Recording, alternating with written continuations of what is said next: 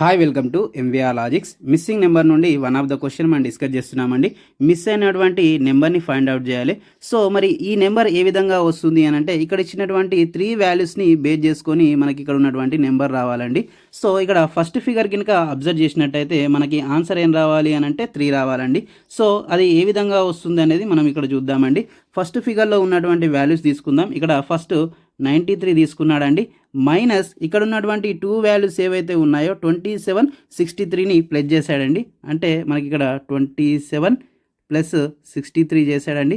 చేస్తే మనకి ఎంత వస్తుంది అని అంటే 93 మైనస్ 27 ప్లస్ 63 ఎంత అవుతుంది అని అంటే 90 వస్తుందండి. సో మనకి 93 మైనస్ 90 ఎంత అంటే 3 అనేది వస్తుంది. సో ఇదే లాజిక్ని మరి ఇక్కడ సెకండ్ ఫిగర్ కనుక అప్లై చేసినట్టయితే మనకి ఇక్కడ 4 రావాలండి. వస్తుందా లేదా చూద్దాం. ఇక్కడ సెకండ్ ఫిగర్లో ఉన్నటువంటి వాల్యూస్ తీసుకుందాం. ఫస్ట్ వాల్యూ ఎంత అంటే మనకి 79 మైనస్ ఇక్కడ ఉన్నటువంటి 2 వాల్యూస్ని ప్లస్ చేయాలండి.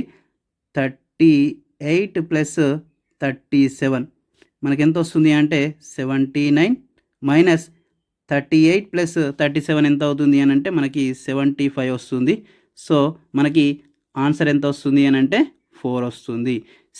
ఇదే లాజిక్ని థర్డ్ ఫిగర్ కనుక అప్లై చేసినట్టయితే మనకి ఆన్సర్ అనేది ఏ విధంగా వస్తుందో చూద్దాం. ఇక్కడ 67 మైనస్ ఇక్కడ ఉన్నటువంటి 2 వాల్యూస్ని ప్లస్ చేయాలండి.